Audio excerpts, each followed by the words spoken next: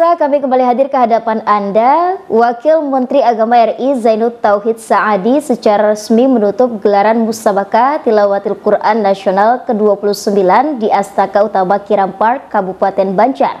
Keluar sebagai juara umum pada ajang 2 tahunan ini yakni Jawa Timur, disusul DKI Jakarta, dan tuan rumah Kalimantan Selatan.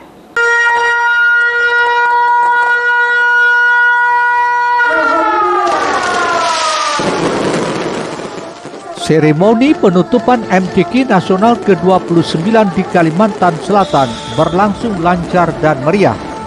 Penekanan tombol sirene oleh Wakil Menteri Agama RI Zainud Tauhid Saadi bersama Gubernur Kalsel Sahbiri Nur menandai berakhirnya event akbar 2 tahunan bagi qori dan qoriah serta hafiz dan hafizah terbaik dari seluruh Indonesia. Surat keputusan Dewan Hakim dibacakan Ketua Said Agil Husin Al-Munawar mengumumkan pemenang dari seluruh cabang yang diperlombakan. Juga pengumuman juara umum MTQ Nasional ke-29 yang berhasil diboyong kafilah Jawa Timur dengan nilai 87 poin, disusul DKI Jakarta 66 poin dan tuan rumah Kalimantan Selatan 62 poin. Dalam sambutannya, Wakil Menteri Agama RI Zainud Tauhid Saadi menyampaikan apresiasi kepada Gubernur Kalimantan Selatan Sahbiri Nur beserta jajaran yang tanpa lelah bekerja melayani para tamu yang datang. Menurut Zainud, kegiatan MTQ Nasional ke-29 di Kalimantan Selatan berjalan lancar dan sukses, menghasilkan qori dan qoriah maupun hafiz dan hafizah yang terbaik hingga diharapkan mampu membawa nama harum Indonesia di kancah internasional. Gelaran MTQ Nasional ke-29 di Provinsi Kalimantan Selatan pada malam hari ini berjalan dengan lancar, sukses, dan menghasilkan para qori-qoriah, hafidh-hafidhah yang sangat luar biasa. Pada malam hari ini, di bawah sorotan lampu yang begitu terang benderang, yang sangat indah, kita berada di akhir event 2 tahunan yang insya Allah akan kita jumpai lagi pada tahun 2024. Semoga Allah SWT. Pada seremoni penutupan, para tamu undangan dan kafilah juga disuguhi penampilan memukau dari Dewan Hakim yang melantunkan senandung salawat, pembacaan kasidah burdah oleh para santri Pondok Pesantren Darussalam, serta penampilan qoriah terbaik MTQ Nasional ke-29 Hajah Raudah asal Kalimantan Selatan dan dihibur oleh penampilan band Wali.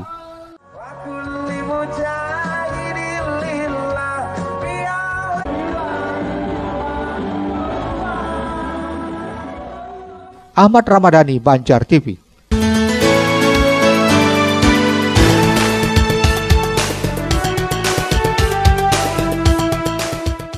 Ketua Lembaga Pengembangan Tilawatil Quran LPTQ Jawa Timur Abdul Hadi mengungkapkan Jawa Timur berhasil keluar sebagai juara umum setelah 14 anggota kapilahnya dinyatakan sebagai terbaik pertama dari berbagai cabang lomba.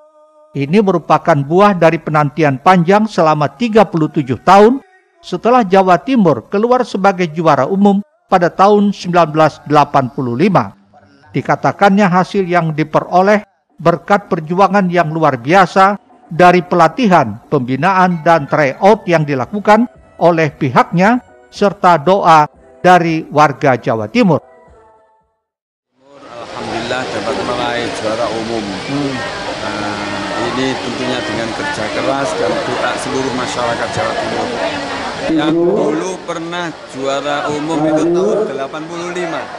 Dan baru kita berebut lagi tahun 2022 ini. Mudah-mudahan ini bermanfaat bagi masyarakat Jawa Timur dan khususnya pengembangan tilawatil Quran di Indonesia ini semakin berkembang. Ketua LPTQ Jawa Timur ini juga menyampaikan pujian penyelenggaraan MTQ Nasional di Kalimantan Selatan yang sukses dan meriah, serta masyarakat Islami yang kompak dalam menyambut alim ulama. Ahmad Ramadhani, Banjar TV.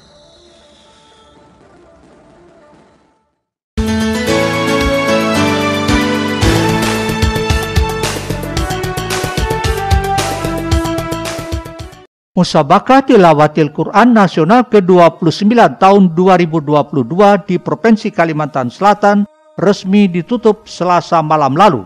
Dalam keputusan pemenang yang dibacakan Ketua Dewan Hakim Said Agil Husin Al-Munawar, Kapilah Kalimantan Selatan tampil sebagai juara umum ketiga setelah pada MTQ ke-28 di Padang, Sumatera Barat menempati posisi ke-24. Prestasi ini tidak lepas dari keberhasilan 21 orang kapilah Kalimantan Selatan yang meraih peringkat 1, 2, dan 3. Bahkan beberapa cabang bergensi dimenangkan oleh qori dan qoriah serta hafiz dan hafizah. Sebut saja seperti cabang tilawah golongan dewasa dan golongan tartil, cabang qiraat mujawad golongan dewasa, golongan qiraat muratal remaja, cabang tafsir Al-Quran golongan tafsir bahasa Indonesia, serta cabang khat Al-Quran golongan dekorasi. Qari'ah terbaik tilawah dewasa Hajah Raudah mengungkapkan hasil yang diperoleh merupakan buah dari latihan yang terus-menerus serta diimbangi dengan doa. Perempuan asli Martapura ini pun berkeinginan untuk mendidik generasi berikutnya agar mencapai prestasi tertinggi bagi Banua. Setelah kami dilatih terus-menerus selama 9 kali latihan, selama 10 hari di Jakarta di tempatnya anak-anak semua, dengan perjuangan keras, latihan terus-menerus, dan berdoa kami setiap hari sholat tahajud, sholat hajat berjamaah. Alhamdulillah kami meraih banyak prestasi. Khususnya saya pribadi meraih prestasi terbaik 1 golongan dewasa. Trofi dan juga sebenarnya saya sudah dari anak-anak remaja dewasa pernah juara nasional terus, jadi juara 1 anak-anak nasional, juara remaja nasional, sampai sekarang juara dewasa nasional. Jadi berapa kali sudah? Assalamualaikum. Ya, maksudnya 3 tingkatan juara 1 nasional gitu, sampai internasional juga pernah di Brunei Darussalam. Sementara terkait bonus dari pemerintah provinsi kepada para kapilah Kalimantan Selatan, Gubernur Kalsel menyatakan akan diatur oleh Lembaga Pengembangan Tilawatil Quran Kalimantan Selatan. Ahmad Ramadhani, Banjar TV. Selanjutnya menempati peringkat ketiga juara umum pada gelaran MTQ Nasional ke-29, kapilah Kalsel sukses menyabet gelar-gelar bergengsi, diantaranya qori dan qoriah golongan dewasa terbaik lewat Muhammad Rizkon dan Hajah Raudah. Ajang MTQ Nasional ke-29 resmi ditutup Wakil Menteri Agama Zainud Tauhid Saadi Selasa malam di Astaka Utama Kirampak, Kabupaten Banjar. Malam penutupan ini juga ditunggu-tunggu para kapilah karena Dewan Hakim mengumumkan para pemenang seluruh cabang yang diperlombakan pada MTQ Nasional ke-29 di Kalimantan Selatan. Dari 17 peserta asal Kalimantan Selatan yang berhasil menembus babak final, 8 peserta masing-masing menjadi juara pertama. Di antaranya cabang qori tilawah dewasa diraih Muhammad Rizkon, qoriah tilawah dewasa Hajah Raudah, qori golongan qiraat mujawad Komarudin, qoriah golongan qiraat mujawad Dina Andriani, dan tartil muratillah terbaik Haura Nur Safia. Gubernur Kalimantan Selatan Sabiri Nur menyampaikan terima kasih kepada semua pihak dan para kapilah dalam mendukung kesuksesan MTQ Nasional ke-29 di Kalimantan Selatan. Kemudian berkat kerjasama gotong royong seluruh pihak untuk menyukseskan penyelenggaraan Musabaqah Tilawatil Quran yang ke-29 ini, dan hasilnya cukup lumayan. Dari segi cabang lomba juga kita banyak mendapatkan yang terbaik, dan bahkan putra putri yang dewasa yang terbaik yang pertama, dan ini menjadi embrio lagi buat prestasi para kapilah kita, para qori dan qoriah kita di masa yang akan datang. Sementara itu, Ketua Umum LPTQ Pusat Komarudin Amin menyatakan ada peningkatan statistik kekuatan dari masing-masing daerah sehingga pemenang lebih merata. Kita berhasil mengukir prestasi internasional, ada yang juara 1, juara 2 dalam event internasional, dan ini tentu akan kita fasilitasi mereka untuk mengikuti lomba berskala internasional itu. Yang kedua, mereka juga kita lakukan untuk bisa melakukan pembinaan terhadap LPTQ di daerah. Jadi di setiap daerah, provinsi ada lembaga pengurusan Al-Quran. Para juara ini kita harapkan bisa melakukan pembinaan di situ dan berharap pemerintah daerah juga bisa berpartisipasi untuk memberikan perhatian kepada mereka. Lebih lanjut, ia memastikan qori dan qoriah yang terpilih akan dikirim ke ajang internasional. MTQ Nasional ke-29 tahun 2022 di Kalimantan Selatan memperlombakan 8 cabang lomba dengan 23 golongan dan 2 kategori. Dengan total kafilah berjumlah 1.676 dari 34 provinsi di Indonesia. MTQ selanjutnya akan dilangsungkan tahun 2024 mendatang. Adapun provinsi penyelenggara masih belum ditetapkan pemerintah. Ahmad Ramadhani, Banjar TV. Informasi selanjutnya, MTQ Nasional ke-29 Kalsel Expo 2022 resmi ditutup Minggu malam. Rangkaian MTQ Nasional ini mencatat omset 3 miliar lebih dengan melibatkan UMKM dan perwakilan 34 provinsi di Indonesia. Sementara itu, melalui Kalsel Expo ini sangat berdampak positif bagi para UMKM dan menjadi berkah bagi masyarakat dan membantu perekonomian Kalsel. Gelaran Kalsel Expo 2022 resmi ditutup Gubernur Kalimantan Selatan, diwakili Sekretaris Daerah Provinsi Roy Rizali Anwar, di alun-alun Cahaya Bumi Selamat Martapura Minggu malam. Selama 5 hari pelaksanaan, total transaksi mencapai 3 miliar lebih. Di antaranya produk senilai 1,4 miliar, jasa pekerja 112 juta, jasa parkir 69 juta, keamanan 116 juta, dekorasi stand 1,1 miliar, pengisi acara hiburan 30 juta dan catering 95 juta. Roy menyatakan penyelenggaraan Kalsel Expo 2022 sangat spesial karena dalam rangka memeriahkan MTQ Nasional ke-29. Penyelenggaraan Expo juga dianggap momentum yang sangat baik dan penting bagi Kalsel untuk mengenalkan dan memasarkan produk unggulan Kalsel secara lebih luas. Diharapkan kegiatan ini menjadi motor penggerak ekonomi rakyat dan ekonomi kreatif di Kalsel. Alhamdulillah ekonomi masyarakat kemudian UMKM juga sudah mulai bergeliat maju hingga pertumbuhan hasil kreasi kemudian jualan kemudian lain-lain ini juga akhirnya semakin berkembang. Harapan kita ini terus berjalan dengan baik ya, ke depan dampak dari pertumbuhan UMKM, dampak dari kegiatan ini akan meningkatkan pertumbuhan ekonomi di Kalimantan. Dalam penutupan MTQ Nasional Kalsel Expo turut diserahkan hadiah untuk beberapa kategori, salah satunya kategori SKPD yang dimenangkan Dinas Perkebunan dan Peternakan Kalsel. Ahmad Ramadhani, Banjar TV. Selanjutnya, Wali Kota Banjarbaru bersama kelompok Aneka Tani RT 03 RW 02 Kelurahan Cempaka, Banjarbaru melakukan panen buah melon perdana. Melalui panen melon ini membuktikan program urban farming yang merupakan visi misi Aditya Wartono berjalan baik.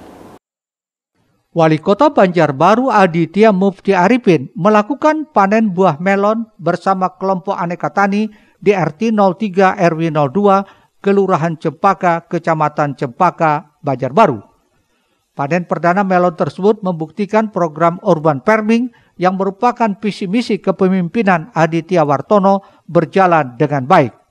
Kebun buah melon kelompok Aneka Tani ini ditanam di lahan yang terbatas dengan karakteristik tanah yang berbeda. Hanya dengan luasan kurang lebih setengah hektar telah berhasil memanen buah melon sekitar 6,5 ton. Wali Kota Banjarbaru Aditya Mufti Arifin mengungkapkan rasa syukurnya atas keberhasilan panen melon perdana di Kelurahan Cempaka tersebut. Walaupun kondisi tanah di Cempaka kurang bagus dan dengan cuaca hujan, tetapi petani kita berhasil menanam sampai dengan memanen melon ini. Para petani diharapkan bisa berinovasi dengan menghasilkan produk turunan dari hasil panen buah melon ini. Sementara itu, Kepala DKP 3 Kota Banjarbaru Abu Yazid Bustami mengungkapkan peminat usaha pertanian di Kota Banjarbaru cukup banyak. Hal tersebut bisa dibuktikan dari 41 RT penerima program RT Mandiri ternyata memilih bidang usaha pertanian. Pemerintah Kota Banjarbaru menghimbau agar kaum milenial juga mencintai usaha pertanian. karena pertanian ini adalah pekerjaan bagi masa depan dan dari hasil produk pertanian ini dapat menjadi pangan yang sehat. Rismana, Banjar TV. Lembaga Kursus dan Pendidikan LKP Modesti Nia Banjarmasin kembali menggelar uji kompetensi bidang tata busana dalam upaya meningkatkan kualitas tenaga kerja daerah yang diharapkan bisa menjadi wirausahawati baru.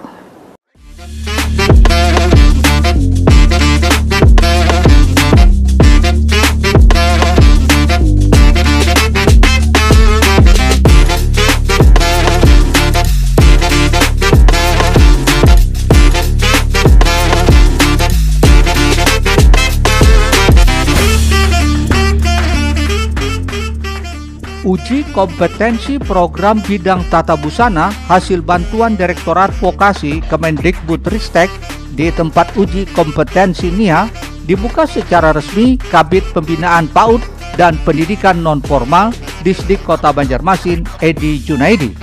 Uji kompetensi ini diikuti 22 peserta menyusul pembelajaran mulai tanggal 12 September hingga 13 Oktober atau selama 25 hari 200 jam. Dengan materi diantaranya cara pengenalan alat jahit, pengambilan ukuran badan, membuat pola, hingga proses menjahit, membuat baju blus, celana, gaun, kebaya, hingga daster. Diharapkan para peserta bisa lulus dalam ujian ini sehingga mampu mengaplikasikan keilmuan yang dimiliki di masyarakat. Harapan kedepannya ya, kami pengen semua peserta yang sudah mengikuti ini bisa lulus semua 100% dan nantinya bisa mengaplikasikan dan mengimplementasikan apa yang mereka dapat untuk menjadi sesuatu yang bermanfaat baik itu bagi masyarakat dan bagi diri pribadi masing-masing, dan tentunya harapannya bagi yang sudah keluarga tentunya bisa menambah income pendapatan keluarga. Kami pengen sih peserta yang mengikuti ini harusnya idealnya ada laki-laki lah. Cuma mungkin karena belum terjangkau secara luas, ya, jadi mungkin kedepannya lah untuk peserta PKK ini bisa diikuti oleh kaum adam atau laki-laki yang ada di Kota Banjarmasin. Sementara itu menurut pemilik LKP Modesti Nia Hajah Rahmina, pada uji kompetensi kali ini, para peserta diminta untuk membuat sebuah daster yang dinilai langsung oleh penguji dari Lembaga Sertifikasi Kompetensi Tata Busana atau LSKTB. Selanjutnya, usai mengikuti ujian, para peserta diminta mengikuti program magang di 3 lokasi dunia usaha industri yang telah menjalin kerjasama dengan LKP Modesti Nia. Alhamdulillah sudah ikut semua dalam program bantuan Kementerian Dinas Pendidikan Pusat Jakarta. Ada PKK, programnya ada 22 orang ikut semua hari ini ujian. Pakaian daster udah ditentukan dari LSK Pusat Kementerian Jakarta. Ini setelah selesai ini paling istirahat 1-2 hari, diantar ke pemanggangan di tempat kerjasama di kami 3 tempat. Dibagi orangnya, ada yang 22 nih sekitar ada sebagian 5, ada sebagian 6, ada waktu mencukupi 22 orang lah dibagi 3 tempat. Salah satu peserta, Hapia, menyatakan keinginan untuk belajar menjahit ini guna menambah keterampilan yang dimiliki selain ingin membantu meningkatkan pendapatan atau penghasilan keluarga. Menambah penghasilan keluarga, membantu. Pertama emang ada kendala, susah, masih kan pertama ikut di sini masih belum bisa apa-apa sebelumnya, jadi untuk itu belajarnya masih susah sekali. Cuma kalau sudah bisa ini memang sudah mulai bisa. Sama di sini pertama blus, celana, gaun, kebaya, sama ini yang terakhir ujian ini daster. Kedepan, selama 1 tahun para peserta program magang akan dievaluasi LKP Modesti Nia untuk dilaporkan ke Direktorat Vokasi Kemendikbudristek supaya bisa mendapatkan sertifikasi. Erwin Yudanwari, Banjar TV.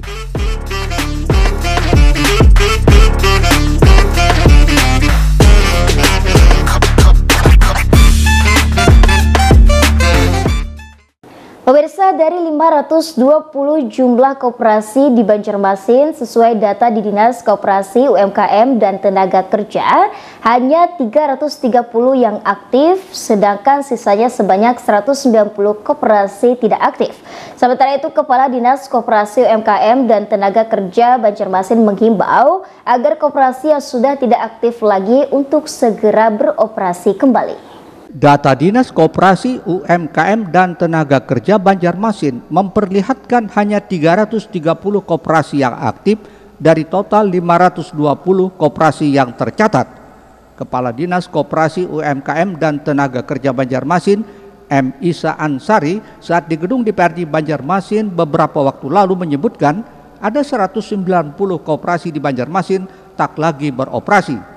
Isa menyatakan faktor penyebab koperasi tidak aktif lantaran masalah internal hingga dampak pandemi COVID-19. Kemudian ada pula koperasi yang ditinggal pengurusnya atau anggotanya yang pindah ke daerah lain. Penyebab lainnya koperasi dinyatakan tidak aktif diantaranya tidak lagi melaksanakan rapat anggota tahunan RAT serta tidak aktif secara usaha dan koperasi yang sedang bermasalah. Yang tidak aktif ini pertama ada yang koperasi sudah ditinggal pengurusnya, kemudian ditinggal anggotanya, kemudian juga tidak melakukan aktivitas lagi. Nah, kalau yang tidak aktif ini seperti apa sih Pak untuk dari dinas sendiri? Upaya kami menghimbau lagi, kan karena koperasi ini kan dari anggota nih, dibentuk dari anggota, kebanyakannya ini anggotanya kerja. Sudah ada yang pindah tempat, ada yang ada beraktivitas lagi. Nah, itulah yang ada. Isa mengharapkan bagi yang sudah tidak aktif lagi untuk segera beroperasi kembali. Hal ini dikarenakan pihaknya terus mengupayakan agar koperasi bisa bangkit lagi. Pemerintah setiap tahun selalu memberikan dukungan pelatihan, pembinaan, dan pembekalan manajemen, serta peningkatan usaha agar usaha koperasi kembali bisa jalan dan berkembang. Apalagi tujuan koperasi adalah mensejahterakan para anggotanya. Murtasyah, Banjar TV.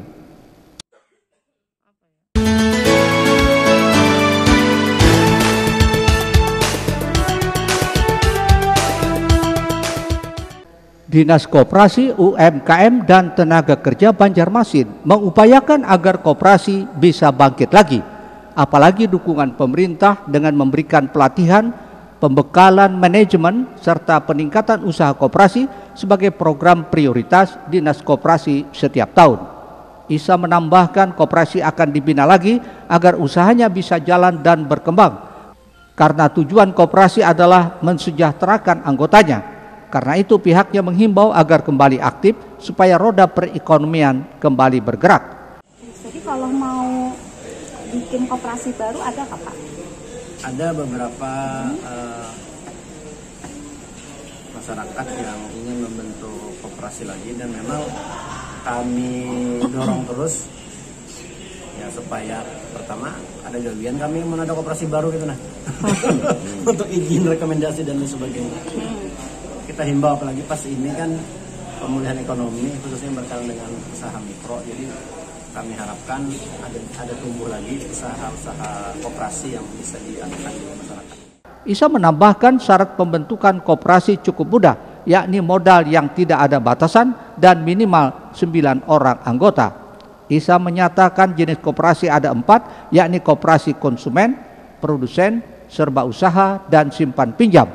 Di Banjarmasin paling banyak jenis koperasi simpan pinjam, yaitu ada sekitar 40%. Murtasyah, Banjar TV. Sesaat lagi kami hadirkan Perpuspal 6 jadi ajang rekreasi Kapilah MTQ. Tetaplah bersama kami.